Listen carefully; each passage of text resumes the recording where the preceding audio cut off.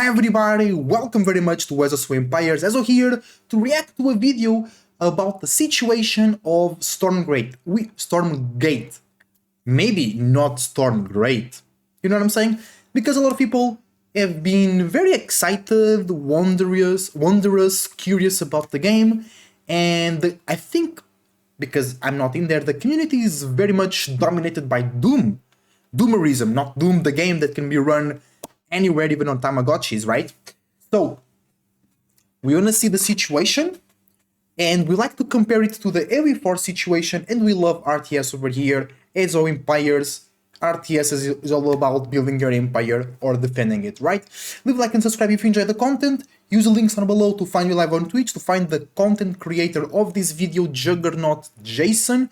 I found this on Reddit, and apparently he wants to switch games because he doesn't have fun playing Stormgate anymore, and he's deciding about AOE2, AOE4, other stuff. So we react, give our opinion, hopefully watch the video, and he comes to our side, to the right side. Wololo. We got him. Let's go, let's watch. You know, you love crappy old stuff no one cares about. But I'm gonna give you 4 words to live by. New is always better. Bro, I remember this episode. Then he drinks a super bad scotch, and it's new. This theory applies to everything? Everything. So those new Star Wars movies, those are better than the old ones? Yeah.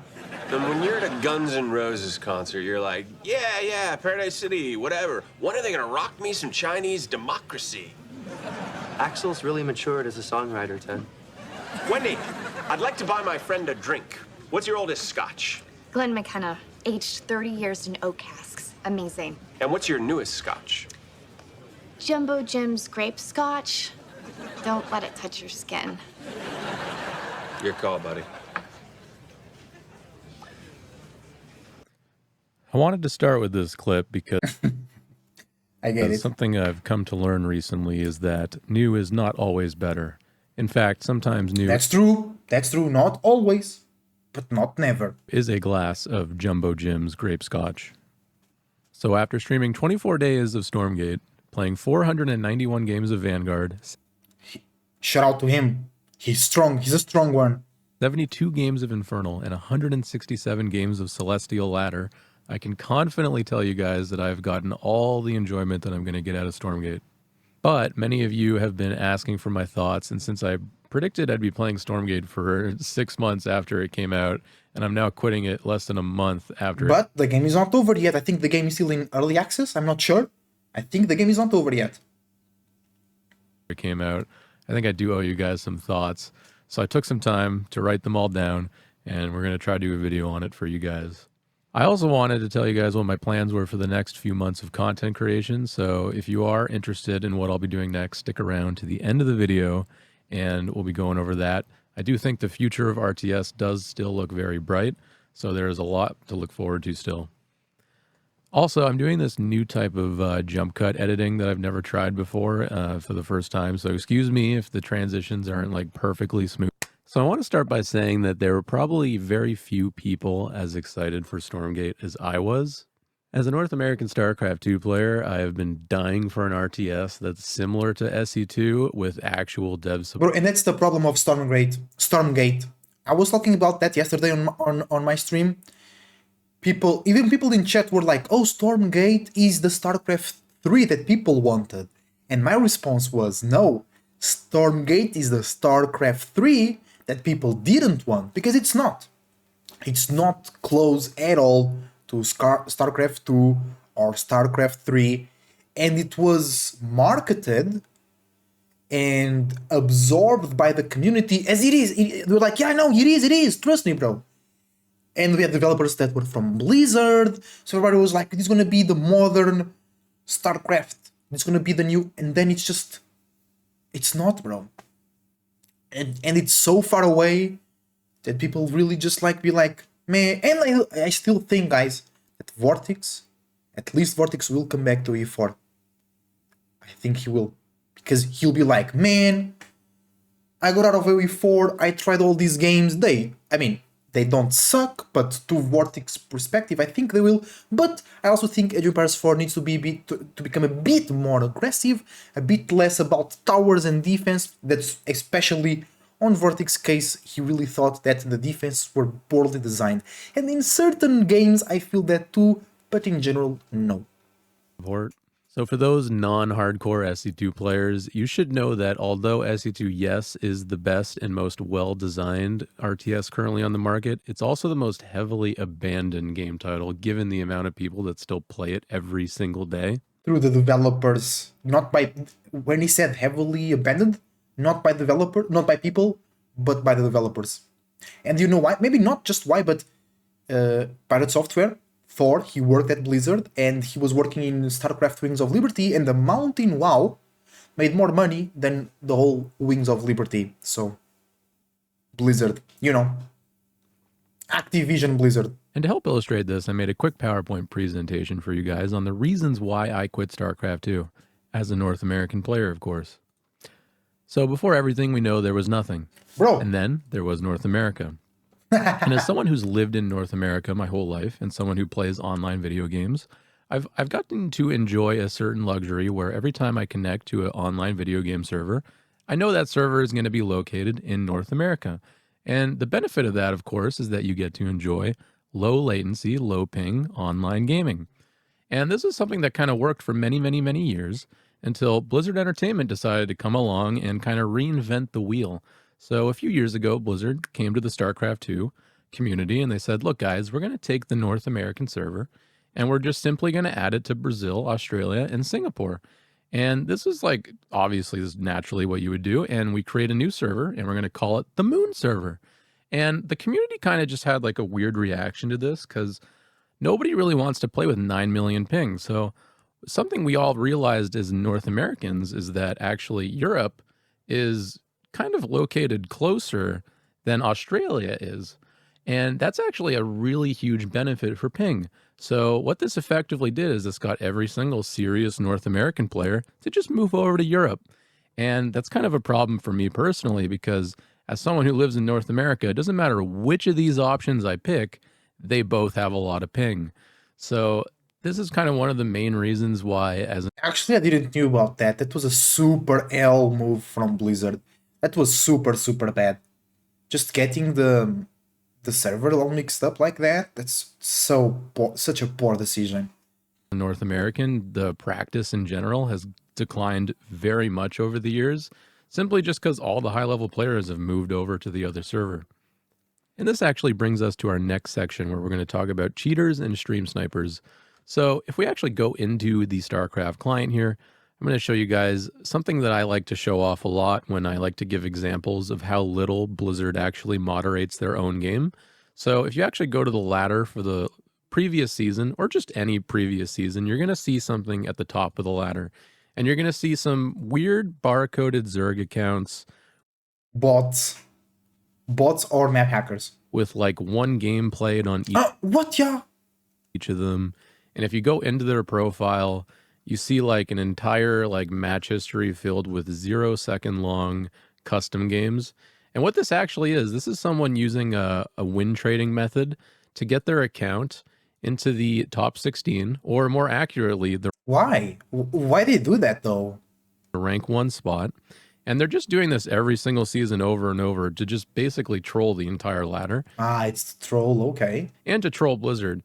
And this might not be a big deal if this lasted like a season or two, but just to give you guys a little bit of insight here, if you go to this guy's career summary, you can actually see that he's been doing this since the year 2019. No. What? No way. Since the year 2019. Just consistently ruining the fucking ladder experience for every single serious North American player. And it's been this many years. So this is kind of just my go-to example. But another thing that I like to talk about is how easy it is to stream snipe in StarCraft 2. So if you guys don't know, you can literally just like go to any single profile on the Grandmaster ladder, or just any ladder, and you just click their profile, you click the chat button, and you just send them a couple messages. And if they're online and searching, it'll literally tell you they're searching for a match. Like, You see how we have like the custom messages Oh, under the Meowmaika. Meowmaika. They play AoE4 too. name? It will literally tell you they are searching for a game if you message them. And even if you block the person, it doesn't prevent it. They can still message you and see when you're queuing up. And to top that off, there's actually a limit to the amount of people that you can block in StarCraft 2. So if you're a streamer like me who has to block every single time anybody types anything like profound or racist or homophobic or whatever, you eventually, after a few months, hit this cap where you just hit the end of your block list. And then every single time Bruh. someone decides to come into my stream or during a game and they spam the N-word over and over and over again, I literally don't have a way to block them. So this is just like a few of the examples as to like the lack of moderation and the lack of moderation tools available to a streamer or just a player that plays this game. And this brings us to the next section where we're going to talk about the balance and the game design, which I've definitely not been a fan of as of the last few years. So a few years ago, Blizzard essentially left us in the car while the car was still running and said, don't worry guys, even though we're literally never going to come back to this car, we're going to give the keys over to this company called ESL, which is owned by Saudi Arabia, and then they're going to give Oh, that's where the name comes from, the Twitch channels that stream StarCraft, ESL, okay. full control of the balance and design of the game over to a bunch of biased pro players with zero game dev experience whatsoever. And then this, naturally, to nobody's surprise, is going to lead to a bunch of balance patches and map pool changes with a bunch of bugs that don't get fixed for literally half of a year on average. And my favorite example of this was the Cyclone. And for those of you who don't play the game, the Cyclone is an extremely important early game unit for Terran. Arguably the most important early game unit in some matchups. And the story of the Cyclone goes that literally on the ESL Balance Council, one or two players decided that they were going to completely rework the Cyclone from the ground up and give it basically a whole new role in the game. And after talking to many people inside the Balance Council personally, I've basically learned that the majority of people on that council, even though they were completely against it, and even though you could visibly see from the community's perspective that everybody was against the Cyclone change, that change still somehow made it into the game. And because it was such a massive change to the unit, and once again, because we have non-game developers making game development, there were a bunch of issues with the Cyclone. And the biggest one was that the Cyclone, every once in a while, would stop shooting. And I don't know about you guys, but when I play an RTS game and I build a unit, I really expect the unit to shoot its gun at a unit that I tell it to. So that came with its set of issues for sure. And the most embarrassing part about the Cyclone bug was that literally stayed in the game for half of a year. And they literally ran a $500,000 StarCraft 2 esports event while that bug was Bro, that's super lazy shit, come on. live. So you can imagine why I'm now frustrated seeing all these balance patches coming out and all these changes coming out that are just being untested. Blizzard has basically no role other than a single intern to our knowledge, and it's just been a dumpster fire, guys. And you got to remember, I've been playing StarCraft 2 for over 14 years now, and I still probably would go back to playing it if some of the things that I've mentioned here got fixed, but there really just hasn't been a sign of any of that happening, and it's honestly just gotten worse. Like, we don't know if ESL is re-upping next year for another tournament. We don't know if GSL is even re-upping. And even though this is something we experience every year, like we don't know what's going to happen next year, it seems to just get like more worrying every single year. And eventually we are just going to hit the end. So it's kind of why I kind of want to get ahead of it. Like I did stick with it for 14 years. You have to give me credit. But you know, when it comes to the end, it comes to the end. I'd be happy to come back. We just have to get some changes from Blizzard. So moving on to Stormgate. Stormgate. My sweet, beautiful Ay, ay, ay. Ay, ay, ay. Let's angel see. princess, star in the sky, Stormgate. So I spent a lot of time thinking about how an RTS works exactly, from the way that, like, the units move around the map to the way that like unit priorities work in engagements to like how the economies work to how the game runs to how the game feels, how the game looks. I've listened to opinions of others. I watched Day 9 play for 12 hours and give his opinion on all the little intricacies of the game and how everybody went into in depth there and the conversation that went on in the community with that. I've talked to my friends about it and talked to them extensively about their own thoughts. And honestly, the main goal of all of these conversations for me has been to understand what makes Stormgate a next generational RTS. And when I look at the way that Stormgate was marketed to me, I remember being excited about certain things that sounded futuristic and cool to me, that sounded next generational. And one of these things that initially drew my eye was that in this game, each player was going to get a 300 army max supply cap instead of the 200 army max supply cap that you would get in StarCraft 2. And to me, that's an example of something that would be considered a next generational RTS, something that can run more units on the screen just as smoothly as you could before. And as I started to play more and like take a closer look, I started to notice like something that's pretty important. Yeah, StarCraft looks really, really nice. Right.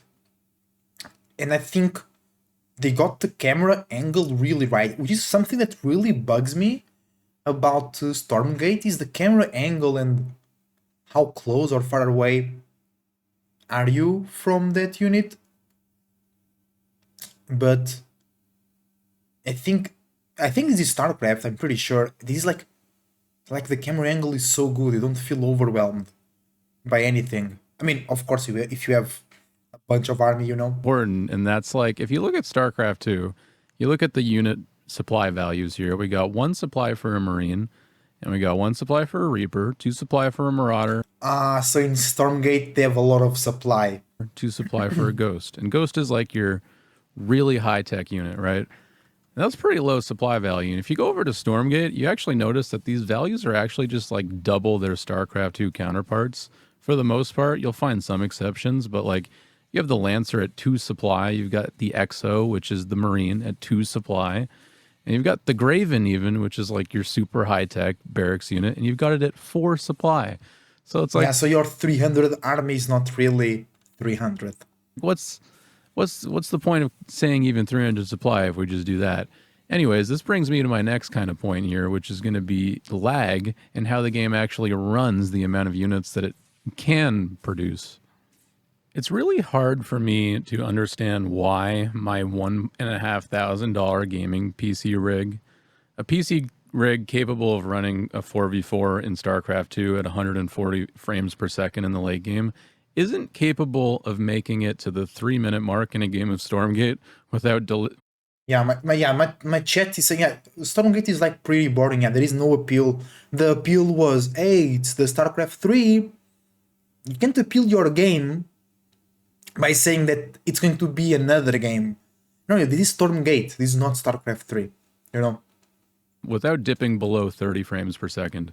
And I'm very unsure how isn't capable of making it to the 3-minute mark in a game of Stormgate without dip. So the game runs like ass, underwater ass.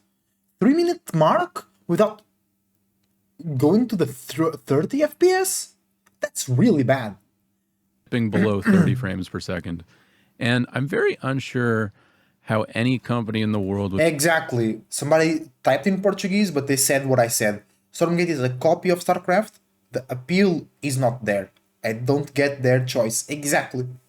Exactly. They didn't make their own game. They tried to make something else that was already there and give it a new skin. Be able to take the current version of Stormgate from where it currently is today and make it capable of running a 3v3 at over 60 FPS before the end of 2024. And that was the big announcement, by the way, guys, that came out this week, is that Frost Giant has moved up their timetable and is now releasing the 3v3 mode this year. And okay, but if the game can't run 1v1 correctly, how it will run 3v3 correctly, right? guys, I gotta be honest, I don't think like any company in the industry can be able to achieve that goal by the end of 2025. And I'll be fair to you guys, like my PC does need a bit of an upgrade. I do have a modern graphics card. I've got a 4070, which is completely fine when it runs. 4070 is good. Because 4070, where I learned this 4070 is great for content creators. If you're not a content creator, you don't need a 4070. Of course, you can have it, but the 4070 really helps out with the encoding of videos, the videos looking better, the game looks better. But to be efficient, you don't need a 4070, at least right now. Right? I think there is no game that you need a 4070 to play at a good quality. It's more for content creators, people that stream and make videos and edit and need the encoding and all that stuff. This game graphics is not the issue, obviously, if you look at the game. But if you actually look at Okay, your he doesn't like the graphics, or he thinks the graphics have low quality. I kind of agree. CPU, it's always going to be the thing that caps out the most, because your CPU is really the thing that takes care of like the pathing of all the different units on the screen. And definitely my CPU does need a bit of an upgrade. However, my problem is that I do have friends that even do have the most up-to-date CPUs, and even their games are hitting like insanely low frame rates once their armies start to get close to like the max supply value in 1v1 games. So like these are guys who paid top dollar for their gaming computers to play video games, and they aren't going to be really happy with 60 FPS either. And that was kind of like the goal that I set before as something that would be like impossible to do. Like they need to do better than that. Additionally, as someone who plays RTS games at the highest level, or sorry, in North American, close to the highest level, 60 FPS ain't doing it for me, fam. Like, to me, 60 FPS literally feels like driving a Honda Civic while towing a semi truck behind you. Like, you're going to feel that, okay? It's going to not feel fast at all. And there's no way I can justify playing more. I think there's something. I think AOE4 lacks in this. I'm not talking about the FPSs, but I'm talking about how the game can feel slow. Either the units moving or the game state is a bit slow. I think the units could be a bit more responsive. I think that will attract more people without losing current players. Any thoughts on Age of Mythology? I love it. Some people say Age of Mythology looks bad. I love it. I will play it. I love it. Until I can upgrade my CPU anyways. So even if I wanted to play more Stormgate, like I really can't enjoy it at the current frame rate anymore. And lag is only really just the beginning of it, guys. There have been like some insane desync bugs that we've been having to deal with, and I'm sure eventually they'll get fixed, but like having to deal with them like while you're playing is just like... AOM is coming out tomorrow? Anything in September? I think it is in September. No? 21 hours. Oh, I really thought it was in September. Oh, shit. Thanks for telling me, guys. I really thought it was in September. I had no idea it was tomorrow. Shit. Oh, advanced access. No. And bro, I never buy games for early access. Never. Only if I'm like really wanting to make a lot of content out of it. And even though I'm like, bro, no. Yeah, okay, so it was in September. Okay, I knew it. A whole other experience. Just take a look at this game where there's this bug that I played the other day where my opponent gets full control of his game and my game just freezes, and it doesn't unfreeze until it's time to sync back up, and then it just like literally fast forwards through my entire base dying. And then you take a look at my reaction here.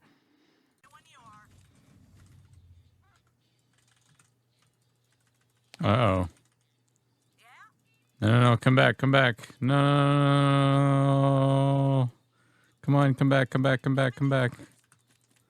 Oh, God. No.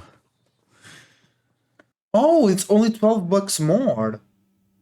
The deluxe also gives you the new god and the first 2 expansions, so you're not just and it's only $12 more. That's actually a pretty good deal. 4th of September, yeah, thank you. I worked so hard for this fucking win against this cheesy piece of shit, and they're just gonna take it away from me. Ugh. No. Capture point lost. Our forces are I can't do anything. Our base is under attack. Truly the epitome of enjoyment. And honestly, if we were to like assume that Stormgate ran at 240 FPS all the time and had no server lag or any desyncs, there are many more things that concern me here. One topic that comes to mind a lot is sort of like, what is the vision of the game? What is Stormgate? What do you Exactly, that's what we here on the channel. We always, not always, but every time we talk about Stormcraft, we talk about this. Like, what's the goal? What's the point of Stormcraft? Stormcraft. do during a game of Stormgate? What is your goal? When you play your first 1v1 match and you sit down for the first time, what happens? Well, let's take a look. So immediately you spawn in here with a base and 8 workers and a scout unit, just like you would in kind of any other RTS game. But the thing that kind of makes this a little bit different is you go look at the mini-map here. And at the mini-map, you'll see a bunch of like Yeah, you can see a lot of points. You can see a lot of stuff to do on the map, yeah. weird kind of icons that you've never really seen before. So what you do naturally is you go check them out and you see what they are. So then you start to find these like weird kind of looking things that are called slimes, okay, and they're protecting what looks like a health tower that will grant my units health, okay. And then you'll kind of come over to this tower and you'll be like, oh, okay, so we got some green kind of shadowy dog looking things that I guess they're protecting this thing that increases the movement speed of your, okay. And just to check, like, do these like follow you anywhere? Like, no. They just they The animation of those shadow things, I liked it though. The animation of the shadow things. go back every single time because they live to protect this stone pillar. Like they would literally commit suicide if they walked even a step further. And you check out this one, it's like, oh, okay, so another purple kind of shadowy monster looking thing. So if this one's a purple shadowy monster looking thing and this one's a purple shadowy monster thing, how come Yeah, they give different bonuses, I get it. health camp is a green slimy thing? Okay, so Or like, or yeah, either the inconsistency comes from the bonus or the different units. No, but these dude is playing in low settings, I think. This is not the real graphics, but the art style is very bland. It is. I think AOE4 nails it so much in the art style, the colors, the biomes, the soundtrack. And people love that. People love that, man. Simple gameplay, sometimes too simple, right? green slimy things and then purple kind of like spooky monsters. And then we got the last one, which is like a Luminite camp. And You play the maximum settings, yeah, art design is totally great. Yeah. that's going to be a bruiser, which is a I just didn't understand. Like there's no vision between it. Like there's nothing that makes sense on the Yeah, and AOE4 is like, bro, Spearman, Pokey kills Knight, Archer kills Spearman, Knight kills Archer. Got it? Berries, food, deer, wood, gold, stone, kill your enemy, bro. Right? Kill it. Yeah. first glance of this. Like apparently you like look deeper into it and it's like these are all monsters from different worlds and it's like where's any amount of game dev like thinking about how this should work? Like for example, in this game, if you kill any of the creeps that I just showed you at any of the towers, you actually get a bonus. So if I were to kill these creeps, you're going to see when this dies, you're going to get a little plus 30 Luminite bonus there. So I get 30 Luminite for killing that guy, I get 30 for that guy, I get 30 for that guy. And then when those two guys, I'm also going to get 30. And then after they both die, you're going to have the opportunity to take the tower. So I'm going to capture the tower, and now I'm going to get the effects of that specific tower. So in this tower's case, we're going to get health. And in this tower's case, we're going to get a speed buff. And this tower is going to give us money on top of the money that you get from killing the creep at the tower. And this one is going to give us vision, which sounds cool in theory, but the weird thing about the design of this is that this will actually respawn. If you see, there is a gray circle around the blue circle if you look very closely, and that's it's like a timer. And when it hits 0, the creeps that I just killed are going to respawn with one difference. The difference is when you kill them the next time, you're going to get double the amount of resources. Bro, you just farm it. You just farm it, right? Not double the amount of healing, not double the amount of speed, not double the amount of money over time, not even double the amount of vision. What you get is double the amount of money for killing the creep. So not only is there no vision on how the creep camps look, but the creep camps like also just operate in the most questionable way imaginable. Like, you're going to tell me that if the speed camp respawns 1, 2, 3, 4, 5 times in a row, on the 5th time, you're still going to get the exact same amount of speed buff that you did on the first time, but you're going to get 5 times the amount of money from killing the creeps? Like, that doesn't, like, come on, guys. Like, the Luminite camp doesn't give you more money over time, but the creeps will double in value. Like, what's the purpose of a Luminite camp if every camp on the map gives you the same amount of money as the Luminite camp would by the time it respawns? Like, it doesn't make sense, and it gives a very bad taste in the mouth because it just makes you feel like this dev team is just too busy arguing with themselves and not even, like, agreeing on what their game needs to. I totally imagine that. I totally imagine that. Bro, but we want to make this like that. No, but we have to make that like that. And then they just come to a not so good middle point. You know what I'm saying? To be like this creep camp mechanic that I just explained. And they look like a mod that was added into the game. It's true, man. That's very true.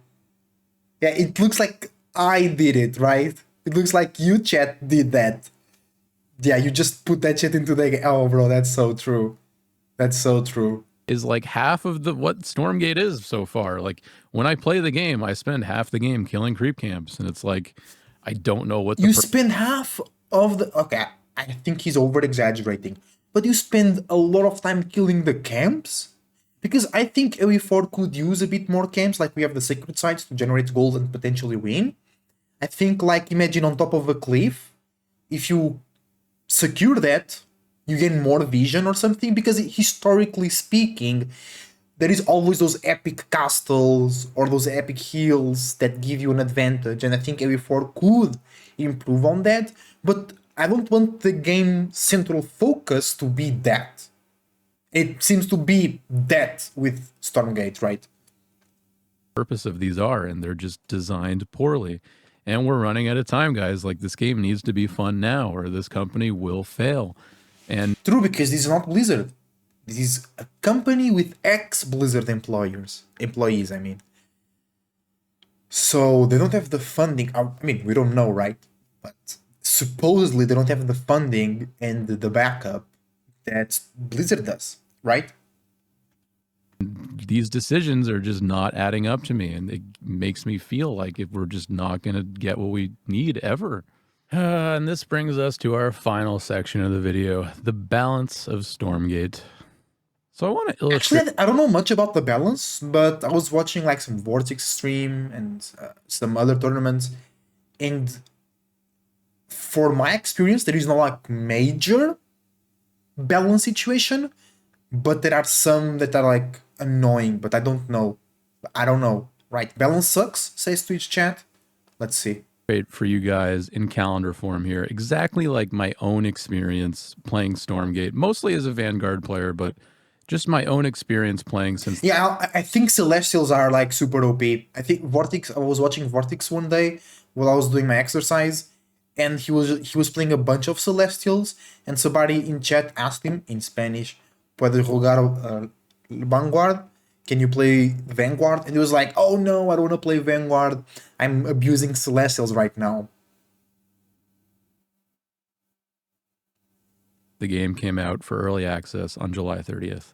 So July 30th hits, game's out, everyone's really excited, the energy's great. You know, we spend the first couple days kind of just reading through the races, like having a good time, learning about all the new units that came out, learning all the new abilities.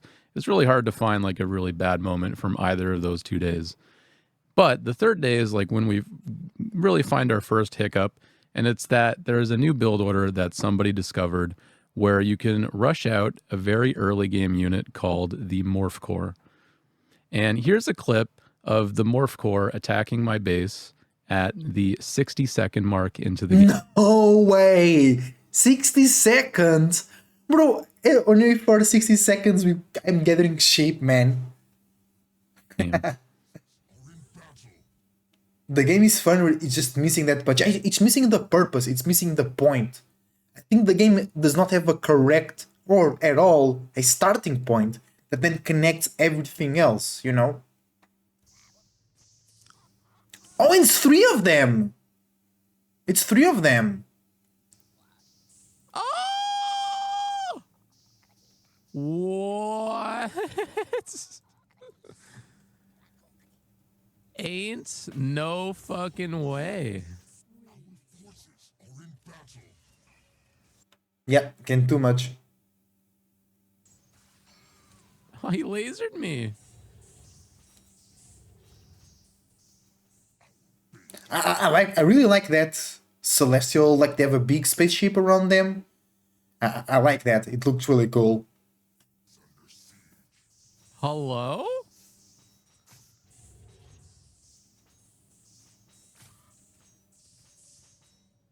No, for me, concerning about AoE4, my worst problem at the moment is free units and sieves that have too much. They have a very good eco with very little investment. I think free units and that and tower spam and keep spam, which doesn't happen a lot, right? I just remember that. There is not a lot of those cases, but they are, and they have to talk about them. But the game is great. AoE4 is great.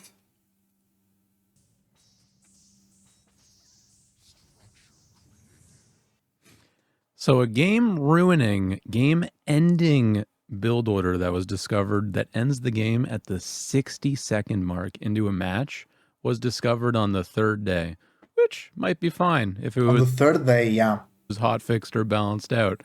Instead, we had to wait 1, 2, 3, 4, 5, and finally on the 6th day of Christmas, we got a patch.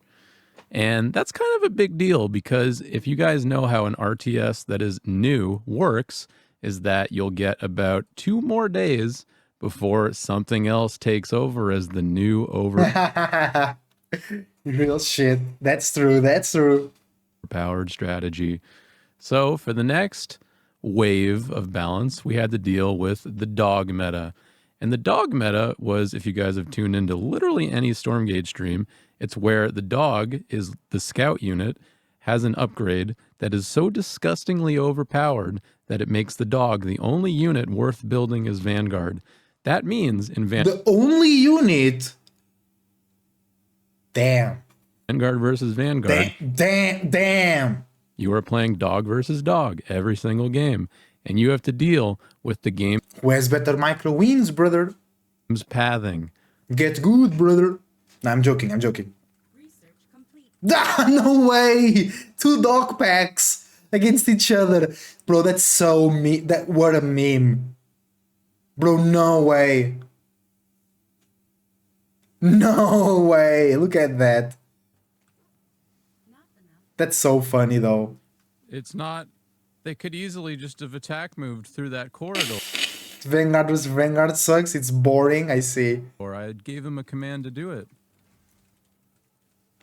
That's so funny though. 2 dog packs. It looks like some European city, bro. Actually, in Portugal, we don't have that problem a lot. Like, you have to go dogs or you lose. Yeah, I see.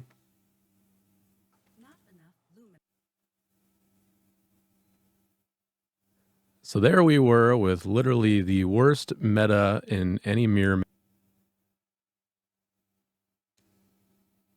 matchup that He's playing in lower quality. I've ever had to play in my entire life. He's playing with very low quality. And you guessed it, we had to wait 1, 2, 3, 4, 5, 6, 7, 8, 9, 10, 11. And then on the 12th day, we got a patch. Hey, at least in AoE4, we had to wait for like months until they fixed the broken Malian scout meta. So good luck with that. However, you But get they fixing shit way faster right now, way faster. But still, it takes weeks to fix the bug of the wall with no vision. But my theory, it wasn't that broken, bro. They would regen in 2 seconds. In comparison, okay, got it. But to my opinion, I think AOE4 takes a long time to fix shit because I think the original code was shit. I don't know. I'm not a programmer. I know a little bit about like code and shit, nothing out of the ordinary. But I think the code is shit, and when they're trying to change one part of the code, it messes something else. I think that's it because I don't know a lot about Relic, but their two games came out like shit. Age of Empires 4 and Company of Heroes. They might have their own reasons, budget, time frames, but their two games came out like shit. And it leads me to think that what they did was shit. You know, but I don't know what's going on behind the doors to be accurate with my vision, right? guessed it, that patch didn't even nerf the dog meta. So when I queued up No, they didn't nerf the dog meta. yesterday, I found out that my entire ladder session was The more you work on something, the worse it becomes. I'm not a software engineer, but I'm related. You're data scientist, yeah, exactly. And I think the starting point was already pretty bad, you know. still just dog versus buggy dog meta. So there we are, ladies and gentlemen. I can Oh, so this is not fixed yet. No, this is present. True. 22, 23rd, 24. Right now it is the 26th/27 for me. So yeah, he quit like 2 days ago. Yeah. not do it anymore. And another huge thing that we just didn't really mention much today is that a lot of people have complained to me on stream about the sound design, like they can't hear the sounds when I'm playing. And the simple reason is I had to lower the sounds like on the It's super annoying, bro. I was watching Vortex stream. It was so annoying. Then when he was playing Celestials was a bit less annoying. But when he was playing Vanguard, it was a bit less annoying. But he was playing Infernals. I only heard not enough Luminite. Always, bro. And then some things were super loud and other things were super low. Some things sounded okay, other things like units screaming or making grunts like "Brr." It were like super non-quality. It was really, yeah, the soundtrack was, but I come from Age of Empires 4, which it has a beautiful dynamic soundtrack. So if there is peace, we have a certain music. If there is possible conflict, there is another music. If the conflict escalates, there is another music, and all it changes throughout the ages. Right? second day of playing this game because a lot of voice lines in the game and a lot of sound effects are either just too loud or they repeat too Exactly. That's what I said, brother. That's what I said, Butter. much. And it was just driving me insane, literally. On Yeah, they just repeat too much. In AOE4, they repeat, but it's not every single time you click it. And I was like, this was actually a long time ago. I was watching a Viper stream. He was playing AOE2. It was the same thing. There was a bit more quality, but every single time he clicked a villager or a unit, they would say something. Every single time. That does not happen in AOE4. And it's still a lot of times in AOE4, but it's way better in AOE4. Way better, bro. second day. So I assure you, even if we were to like raise the volume and look deeper into that, it wouldn't look any better. And I wrote a list here of just some other things that I didn't really have time to get to today. So just to like kind of Oh, maybe there is another video. Okay. bullet point, knock them off. We have can't resume game after losing, which really sucks. You have to like go into the Okay, hold on.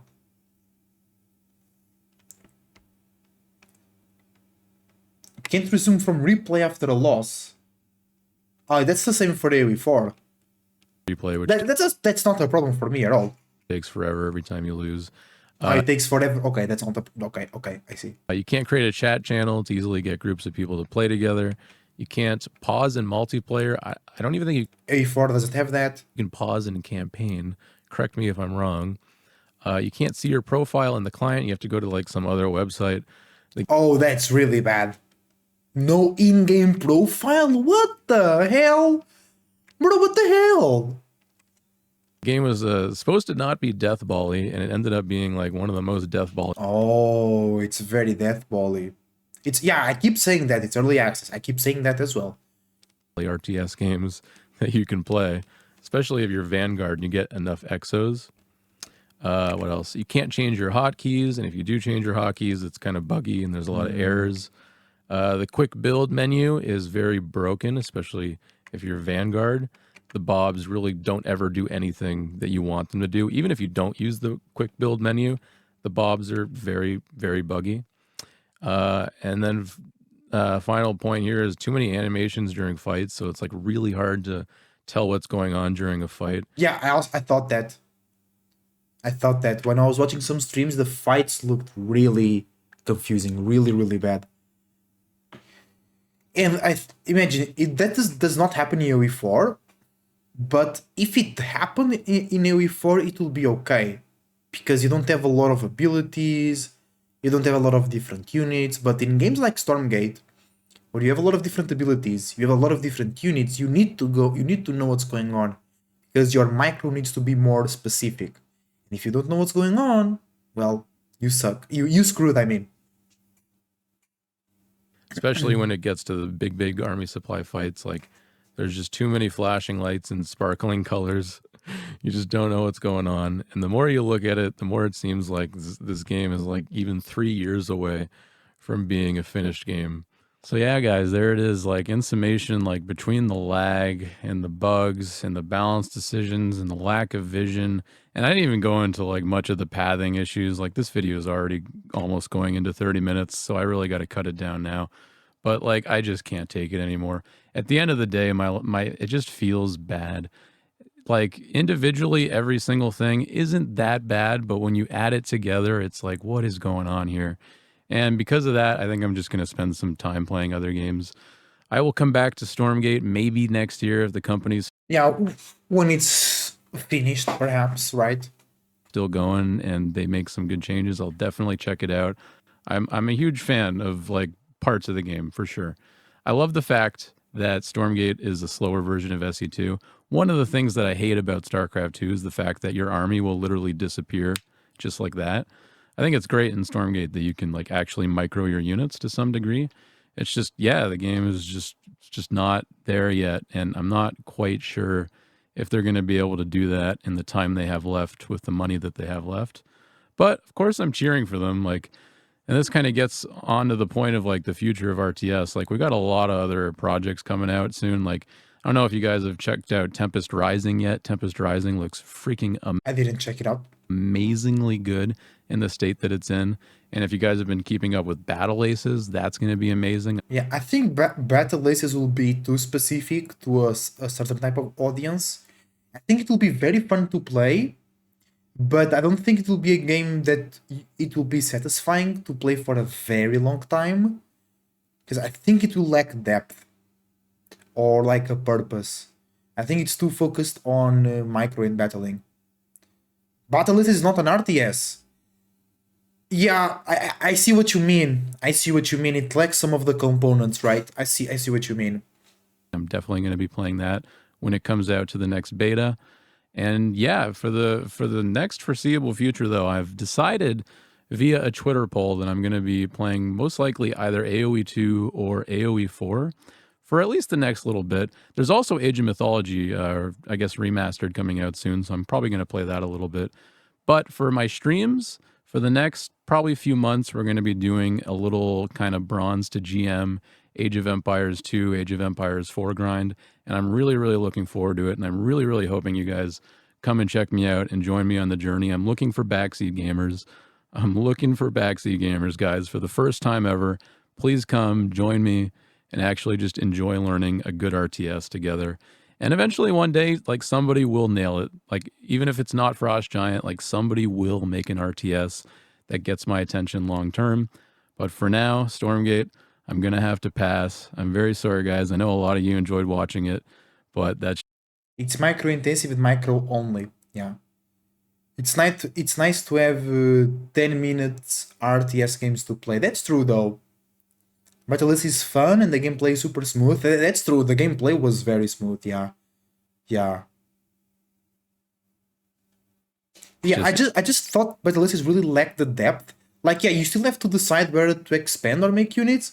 But for example, in AoE 4, you don't just decide it, then you have to actually do it. You have to actually move your views out. You have to, like, you can choose the place of your expansion. I don't like that. In AoE 4, you can build your second TC anywhere you want. Right? You can build your military buildings anywhere you want. On Battle Aces, it's already there. Or you click an expansion and you can choose it. It's like, what the fuck, bro? it for me. So yeah, hit subscribe, stay tuned for the live streams, and I'll see you guys next time. Well done, well done. Good views. 20, because he usually has like 800, 900 views. So this video was an enormous... No! Hello, guys. No! This video was a success. I know you Stop. love crappy old stuff no one cares about. Stop. Okay, this video was very good. He was entertaining all in all. And let's read some of the comments. Right? Let's see what the gamers are saying. Now he mentioned Battle Aces, AoE 4, AoE 2, and Age of Mythology. Ah, and Tempest Rising, exactly. Exactly. I want to check that one out.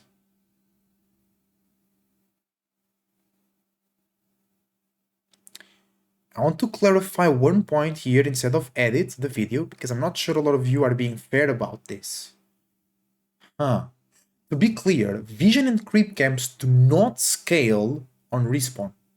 Health and energy camps do not scale, but the global regen does increase slightly on respawn. Also, Luminite and their camps do scale with levels, but it's such a small buff I didn't notice. My problem is none of this is written in the game. Age of Empires 4 also has a bit of that problem. They don't tell you a lot of stuff, that's why my coaching is really focused on new players or returning players. Because they don't tell you that cheap... I mean, actually, when you are loading into a game, sometimes in the lower left corner, they tell you some tips. And they do tell you that cheap is worse than dear, but not like out in the open, right? My problem is none of that is written in the game, and it doesn't really change the fact that creep camps are just bad design. True. True. I can forgive almost everything negative about the game due to being early access, but the fact there is just no cohesive vision. If I close my eyes and imagine everything running perfectly and perfectly balanced, I'm still not excited about it. I don't even think it's the most, it's the most of the workers' fault. The funding and finance probably forced just copying things that work from other games and meshing them all together in the in vogue Fortnite cartoon realism style. It's like cooking a meal where you bought the finest fish, beef, vegetables, and fruits and then just blend them into a smoothie. Then everyone sits around discussing that the ingredients will get higher quality over time. And it just needs to be blended longer for better consistency. That's a very cool comment, actually. When it really needs to start back to square one. When the game is trying to achieve, mapping out the framework of cohesive design. And it doesn't matter if the vision to have no lore and just be fun to play like Battle Aces, that's fine. But you can't have all the elements of every game's design and expect them to work together. I played about 30 games of Stormgate and it wasn't a bad game, especially for early access, but I don't see any path to it becoming a great or even a good game as its final release when public and critics will be much harsher. Regarding the supply and love interviews, they did mention something it was extremely excited for. Factions with more units than Zerg, and factions with less units than Protoss. I was really excited to see some armies twice the size of the max Ling Bane Muda, and some super tech 15 unit armies in other races. Very disappointed as they fell quite... I keep telling this, they just market the game in a false way. They market the game in a false way, and that sucks. I love the creep comparison. It made some sense in Warcraft 3, and the things felt like they would be there. Sure, there is a healing fountain and a shop in the woods. It will make some sense in like a shooty army game where you kill militia and take their homes to loot and sleep. But who are these random slimes and shadow demons guarding weirdly specific technology in the middle of nowhere you need to kill? Yeah. The biggest issue is the framing of the product. That's what I was talking about. As soon as you can spend money in a game, it's the release client. They have an alpha client of the game with a shop in it where you can spend money. It boggles my mind how game designers are... Huh? Okay.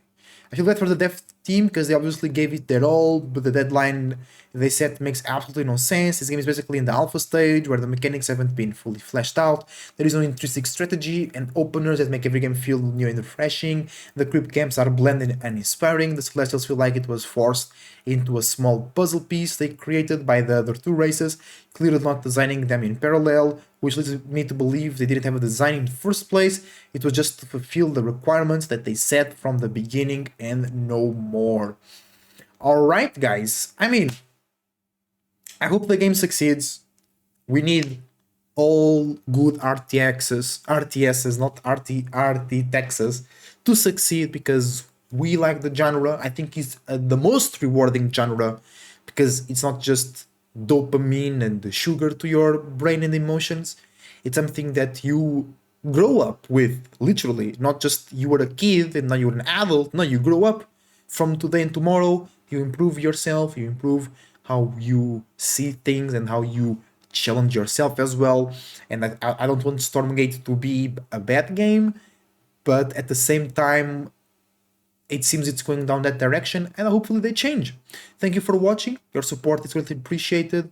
Catch you live on Twitch. Until the next time, I wish you the best. See you next time.